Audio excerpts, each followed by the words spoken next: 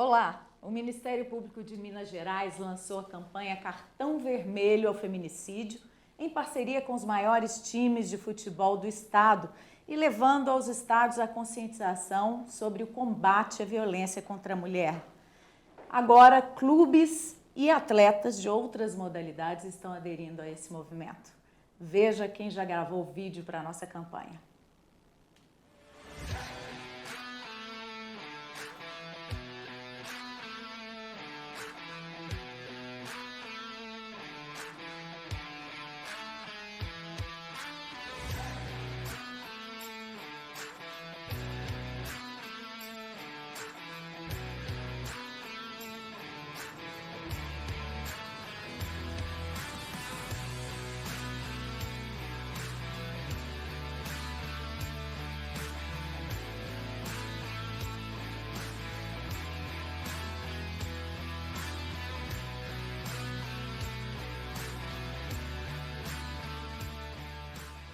Você sabia que Minas Gerais é um dos estados brasileiros com o maior número de feminicídios? Precisamos mudar esse jogo já.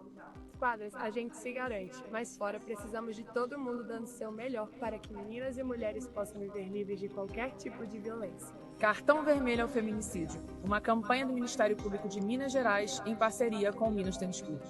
No esporte, o cartão vermelho é usado para atitudes inaceitáveis.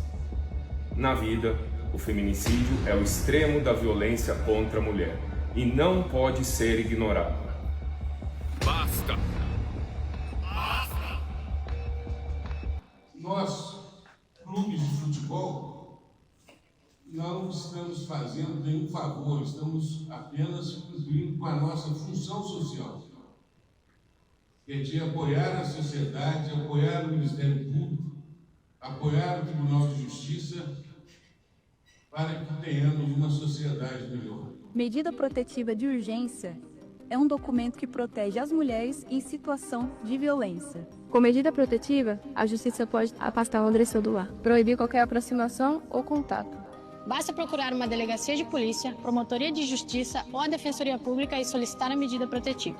A mulher vítima de violência doméstica pode pedir medida protetiva, mesmo não tendo boletim de ocorrência ou processo criminal. Uma coisa não depende da outra. Descumprir uma medida protetiva é crime e pode levar à prisão do agressor. Se isso acontecer, chame a Polícia Militar pelo 190 imediatamente ou procure uma delegacia. Medida protetiva salva vidas. Vamos nos unir e compartilhar essa informação e ajudar quem precisa. Cartão Vermelho ao Feminicídio. Uma campanha do Ministério Público de Minas Gerais em parceria com o América Futebol Clube, Clube Atlético Mineiro e Cruzeiro Esporte Clube. Para falar sobre a campanha Cartão Vermelho ao Feminicídio, estão aqui no estúdio hoje a promotora de justiça Denise Guerzoni, que é coordenadora do Centro de Apoio Operacional das Promotorias de Combate à Violência Doméstica, o CAUVD do Ministério Público de Minas, e o atleta Bruno Soares, tenista aposentado, que foi número 2 do mundo no ranking de duplas da ATP, que é a Associação de Tenistas Profissionais, ganhou 35 títulos de ATP, 3 Grand Slams e 4 títulos de Masters 1000. Em duplas mistas, foi bicampeão do US Open, campeão do Australian Open e foi vice-campeão em Wimbledon.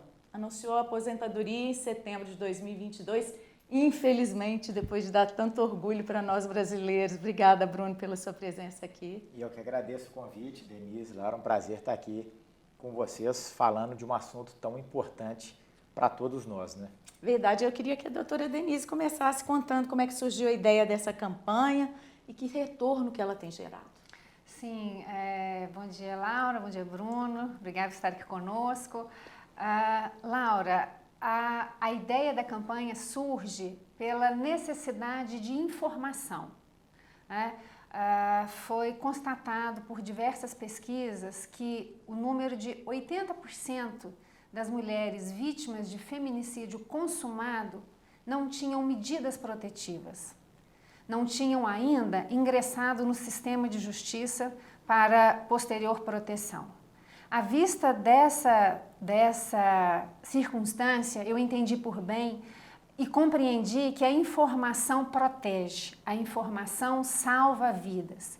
E nada melhor do que no nosso país, né, aproveitar, digamos assim, a potência da comunicação do esporte, dos atletas que são admirados, que são referência, na hipótese do tênis, o atleta Bruno Soares, né, que está aqui conosco hoje, para poder difundir a informação, para que a gente possa levar ao alcance de todos noções básicas da Lei Maria da Penha e principalmente do seu principal instituto, que são as medidas de proteção.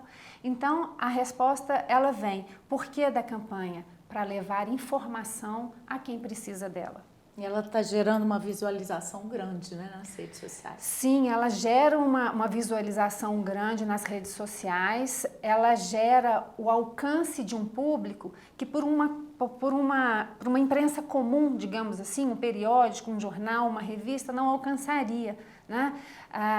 Hoje o mundo virtual, ele acompanha aquilo que acontece no mundo real, digamos assim. Os banners, os vídeos que são exibidos nos estádios, nas arenas, fazem circular a informação de proteção para milhares de pessoas, né? Então, para além do atleta, que é a grande estrela daquela competição, nos ambientes são exibidos nas telas informações como essas dos jogadores de futebol, dizendo como, onde e por que requerer uma medida. Então, voltando às redes sociais, por exemplo, esse vídeo que você exibiu das jogadoras do Atlético Mineiro, Cruzeiro Esporte Clube e América, geraram quase 500 mil de acessos. Isso significa que 500 mil, né, de pessoas tiveram acesso àquela informação e certamente pessoas, mulheres, meninas estão protegidas, estão cientes de que podem confiar no sistema de justiça, que podem buscar uma ajuda no Ministério Público e a gente pode, então, dar um cartão vermelho ao feminicídio. Bruno, conta pra gente o que te levou, além do empenho da doutora Denise, com certeza, né, o apelo dela, o que te levou a aderir a essa campanha e qual que é a sua posição quanto a essa violência que a gente vive, né, infelizmente, botando o Brasil num ranking tão feioso? Eu acho assim, não é nem o que me levou, não tem por que não participar disso. Eu acho que, como foi falado no vídeo, isso não é um favor, isso é um dever social nosso de cuidar disso aí. A gente sabe o tamanho desse problema, né, ele faz parte do nosso dia a dia, né, muitas vezes muito mais perto do que a gente imagina, com pessoas ao seu entorno né, muitas vezes ele está acontecendo e a gente só fica sabendo quando chega num estágio avançado, de repente num crime, alguma coisa muito mais séria, mas isso começou e poderia ter sido evitado. Então, assim, não tem por que não participar, é um dever nosso, né? Acho que Denise está liderando com maestria isso aí e eu acho que a gente tem que começar pelo começo. E o que é esse começo? É informar as pessoas, né, que elas podem recorrer, tem uma série de medidas que elas podem tomar para não deixar chegar nesse ponto. Então, acho que como cidadão e hoje uma pessoa, né, que foi atleta e tem uma voz, a gente tem que usar isso a nosso favor, né?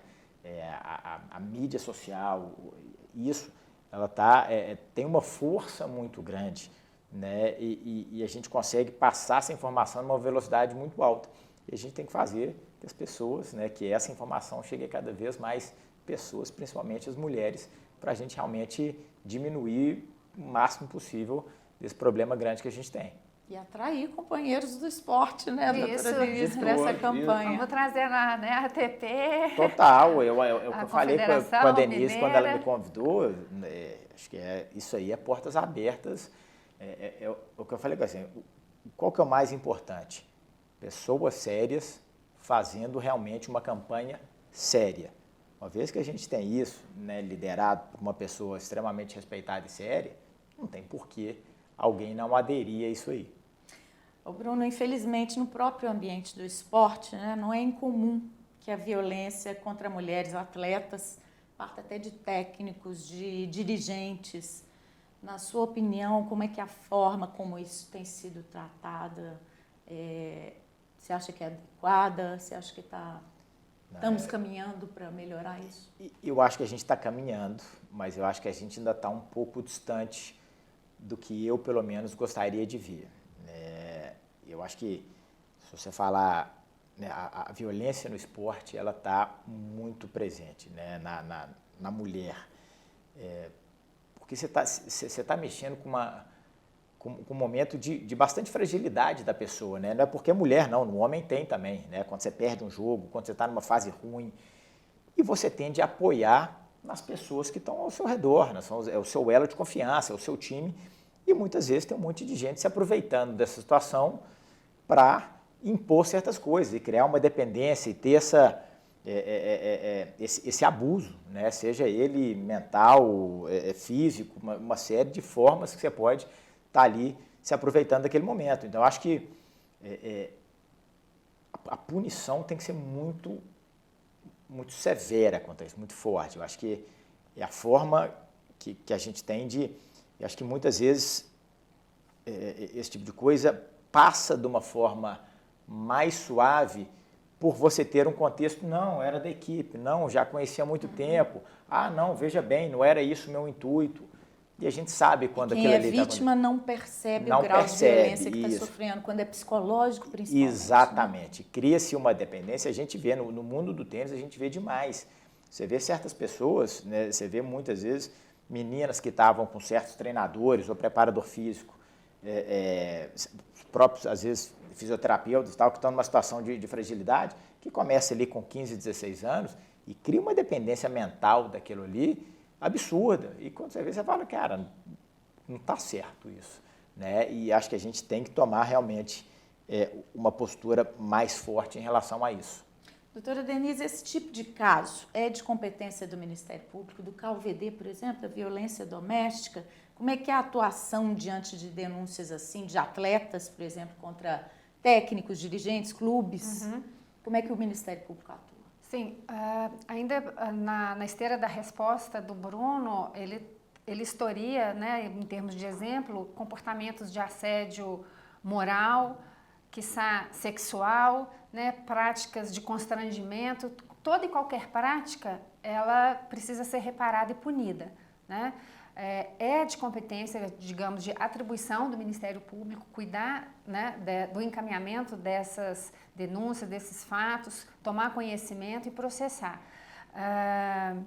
A promotoria, o Centro de Apoio Operacional às Promotorias de Justiça de Violência Doméstica é um órgão de apoio e trata da violência de gênero, né, ocorrida no ambiente doméstico e familiar. Mas não por isso escapa do Ministério Público a apuração. O Ministério Público ele tem vários segmentos e promotorias especializadas. Então, se estiver fora a violência sofrida pela mulher, fora do ambiente familiar e doméstico, a promotoria criminal comum naturalmente cuidará daquele fato. Feito o registro, por exemplo, a atleta ela pode se reportar inclusive internamente, as ouvidorias.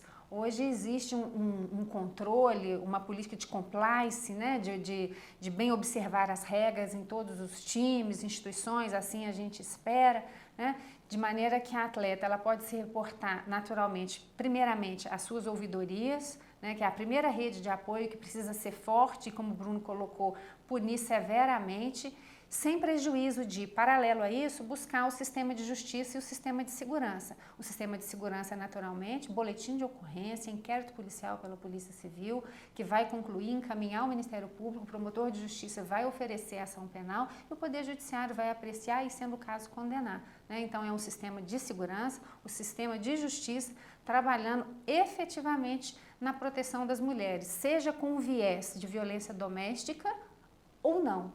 Né? Bruno, o esporte profissional ainda é muito desigual quanto à questão de gênero, né? Com destaque, às vezes, para a remuneração ou para condições de desempenho do esporte, né? No tênis, teve um movimento muito interessante, começou em 1968, com um ícone do tênis, que é a Billie Jean King, né? Que trouxe um ganho para as mulheres nessa luta pela igualdade, né? Como é que está isso hoje no tênis? Ó, eu acho que evoluiu bastante. A Billie Jean ela é um ícone do nosso esporte. Dentro das quadras nem se fala, né?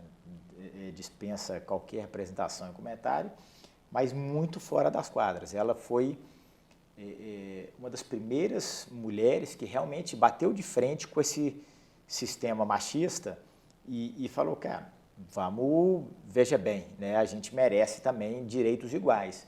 E óbvio que a gente pode ficar falando horas e horas aqui de uma série de coisas, né? Você tem um olhar de negócio, você tem que olhar de dinheiro, enfim. Eu acho que isso aqui não é o ponto principal, mas e sim você ter realmente condições, direitos, né, uma série de coisas, valores, princípios iguais. Aí, quando a gente fala desses pontos, não interessa, né, raça, cor, gênero e tudo mais. Você tem que ter essa igualdade. E a Billie Jean liderou isso e lidera até hoje com maestria.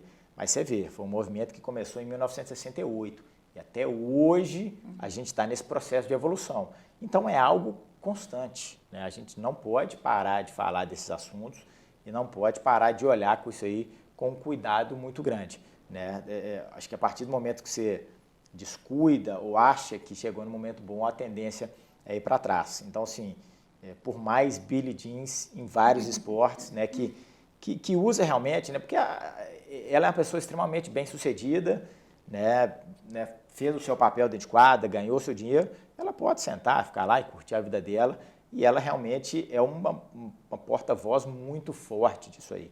E como a Denise falou, né, quando esse tipo de pessoa fala, né, o mundo inteiro quer escutar o que ela está falando. Então é importante ter esse tipo de pessoa. Causa mudanças, né? Causa. Então é importante ter esse tipo de pessoa no movimento. Outro dia vi um vídeo dela que aproxima muito de você, né, da Billie Jean, falando de como que ela prefere jogar dupla mista, homem e mulher formando um time, pela cooperação igual entre os gêneros, e que é assim que ela quer ver o mundo. Né, eu queria que você nos contasse sobre a sua experiência jogando dupla mista, né, e do que as mulheres são capazes. Eu sempre amei jogar dupla mista. Minha carreira inteira, eu joguei todos os eventos, né, a gente tem só nos grandes lãs. E óbvio, em alguns esportes você tem um desafio, porque você não pode comparar a força do homem com a força da mulher. No tênis é muito legal que você tem, obviamente, o lance da força, mas você consegue equalizar isso com outras dinâmicas, né? E a dupla mista é muito legal porque, primeiro, é extremamente especial você conseguir ter um homem e uma mulher competindo no mais alto nível, pela maior competição possível, que é ganhar um Grand Slam. E sempre foi muito, para mim, um jogo de xadrez, porque é pegar, né, o que as mulheres fazem muito bem e potencializar isso aí, e acho que a função do homem é quase que um escudo dentro das vulnerabilidades dela, dentro de quadra ali que tem. Então é muito legal, porque envolvia muita estratégia. E além do fato de você estar ali numa competição única, né, para o esporte, como eu falei, pouquíssimas competições. Então, para mim, sempre foi muito legal jogar dupla mista, e eu acho que nesse ponto o tênis tem essa vantagem muito especial de poder realmente mostrar esse lado aí, né? E a gente sabe, a questão da habilidade da mulher no esporte, isso é indiscutível, né? Quando você junta, você bota outras ferramentas aí, e a principal delas é força, não tem como competir. O homem é mais forte por natureza que a mulher, mas no quesito talento e a capacidade de executar aquilo ali é muito legal, porque, quantas vezes a gente já jogou onde a mulher, em vários aspectos do jogo, era bem melhor que o homem. Então, até isso... As duplas com as quais você jogou? Total, mas, por exemplo, as mulheres têm um lado muito interessante no tênis, que, por via de regra, elas são muito regulares do fundo da quadra. A mulher tem uma capacidade de bater todas as bolas iguais que impacta, que a maioria dos homens não tem. O homem tem mais força, consegue gerar mais tipos de efeito por uma força mesmo, capaz de executar ele ali, mas as mulheres são muito regulares. Então, isso era um ponto que a gente usava demais. Eu falava, muitas vezes ele bate no homem porque ele não tem essa capacidade de aguentar essa trocação 5, 6 bolas. Ele vai ter que te ganhar na porrada. A partir do momento que ele tenta dar porrada, ele aumenta o risco. Então, tinha muito da estratégia de você saber usar isso aí, né, os pontos fortes de cada um para formar um time legal. E a relação homem e mulher, né, como parceiros? Cara, eu adorava, assim, porque o esporte, o tênis, ele é muito individual, né? E você está o tempo inteiro ali lidando com homens dentro daquele ambiente. Poucas pessoas têm mulheres, né? O treinador, preparador física, né? No meu caso, da minha equipe, a única que era minha nutróloga, a doutora Renata. Mas não viajava, então não estava ali no dia a dia do negócio. Então, quando a gente tinha a oportunidade de jogar dupla mista, era legal demais, até por um debate muito bacana de perspectiva do esporte mesmo, como é que ela enxergava o jogo, o que ela via, porque ela tem um olhar diferente, ela tem que produzir coisas diferentes, porque ela não tem certas armas. O homem tem a capacidade de ter um saque muito forte, né? Você vai, vamos para o vôlei, é a mesma coisa, né? A mulher não consegue dar aquela porrada de saque, mas por causa disso, o passe dela é muito bom, porque ela tem que ter um nível de precisão muito alto, enfim, e você vai tender a se olhar. Então, para mim, esse relacionamento sempre foi muito bacana, assim, misturar os ambientes era muito especial. Doutora Denise, eu queria falar sobre o aspecto da violência doméstica trazida para dentro do ambiente do esporte. Sim. O que esse ambiente do esporte pode fazer por vítimas de violência doméstica? Sim, Laura, esse ambiente do esporte pode fazer muito pela vítima de violência doméstica. Primeiro que a prática do esporte, ele desenvolve autonomia, ele desenvolve autoestima, e autonomia e autoestima para aquela que sofre violência doméstica são severamente atacadas. Então, ela consegue se desenvolver naquele ambiente do esporte e formar um escudo para quando ela traz essa vulnerabilidade para dentro de casa. Através do esporte se cria uma rede de proteção, de apoio, de noção do coletivo, de busca de informação, de apoio sócio-jurídico, inclusive, né? Cria-se através do esporte um espaço de pertencimento e encorajamento que faz com que essa vítima de violência doméstica transite por esse ambiente agressivo com mais desenvoltura e tenha mais recursos dele sair, justamente porque o esporte, e o Bruno acho que vai concordar comigo, desenvolve essas duas habilidades severamente atingidas pela violência doméstica, que é autonomia e autoestima. É preciso que esses ambientes sejam saudáveis. Total. Para acolher essas mulheres. Eu acho que você cria um grau de coragem. Acho que as pessoas que praticam esporte, elas estão expostas a situações que você requer, né, lidar com seus medos, com a pressão, com a coragem no dia a dia, né? Quando você vai dar um saque ali, quando você está perdendo, você tem que buscar um jogo, você tem que entrar e enfrentar um adversário que é melhor que você, né? No vôlei ali, quando está uma vantagem contra. E eu acho que isso reflete no seu dia a dia. E a mulher que está exposta a esse tipo de violência requer dela uma coragem enorme, né? Porque ela tem um medo gigantesco, ela vai ficando cada vez mais retraída. Então, acho que o esporte ele é transformador na vida das pessoas em várias frentes. E essa é mais uma que o esporte pode contribuir demais. Você percebe a consciência de quem está né, nesse meio esportivo, um olhar atento para perceber quando uma mulher precisa de ajuda? Você já acha que existe uma consciência? Eu acho que existe. Vamos lá. Eu acho que quem está no mundo do esporte de uma forma constante, eu acho que tem um olhar bem mais crítico e bem mais sensível a isso, do que pessoas que muitas vezes estão isoladas e não estão lidando com esse tipo de situação. Então, eu acho que o atleta e o ambiente do esporte, ele pode ser muito positivo para a gente ajudar nisso aí, porque as pessoas realmente estão expostas a situações de níveis de estresse e pressão. Não vou falar não necessariamente maiores que a pessoa que não está envolvida, mas com mais frequência. E isso ajuda a criar realmente uma força, uma casca e um olhar de situações que estão acontecendo e poder contribuir, intervir naquele momento. Queria encerrar te pedindo para mandar um recado para quem está nos assistindo, né, sobre a importância de participar dessa campanha e de perceber essas situações. Bom, acho que o recado para mim é o seguinte: é um momento de se unir para passar informação e acho que principalmente trazer um elo de coragem para essas pessoas que estão passando pela situação, de saber o seguinte, corre atrás de ajuda, que você não vai estar sozinha, né? Vai ter gente querendo te ajudar, né, e te tirar da situação. Então, acho que é um papel nosso conseguir, né, trazer esse conforto para o maior número possível de pessoas. Então, quem puder ajudar, participar, independente do tamanho, do engajamento da pessoa, seguidor, enfim. Quanto mais a gente falar disso, quanto mais a gente levar informação, melhor vai ser para todo mundo. Perfeito. Muito obrigada por você ter vindo aqui conversar com a gente. Foi meu. Doutora Denise, mais uma vez, né? Obrigada. Estamos juntas aqui nessa campanha. Queria fazer um fecho, posso? Claro. Ele está até aqui comigo porque é um artigo de lei que traduz a equidade de gênero no esporte, e acho importante trazer isso para a gente. Nós temos a Lei Geral do Esporte de 2023 e o seu artigo 3º me permita ler.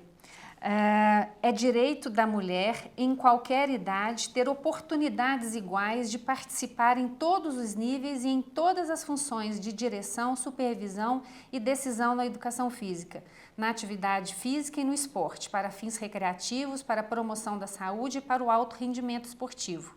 Isso significa, então, que o esporte deve ser não só uma ferramenta de superação individual, mas também um campo de promoção de equidade. Para além do ambiente esportivo fortalecer, também nesse ambiente esportivo, ela pode exercer os cargos de direção, como comissão técnica, treinadora, preparadora física, nutróloga, enfim, a mulher, além de atleta, ela também pode ocupar legitimamente o espaço de poder que a ela também é legítimo. Eu espero que isso só evolua, né? Isso. Muito obrigada mais uma vez a vocês dois. Muito obrigada, Laura. Obrigada, Bruno. Bom demais. Obrigado. E a você que está nos assistindo, confira nossos outros programas. A gente fala muito sobre essa campanha aqui na TV MP, no nosso canal mpmg.oficial no YouTube. E acompanhe as notícias do Ministério Público de Minas no nosso site e nas redes sociais, conferindo lá os vídeos desta campanha Cartão Vermelho ao Feminicídio. Eu volto em breve. Até. Obrigada.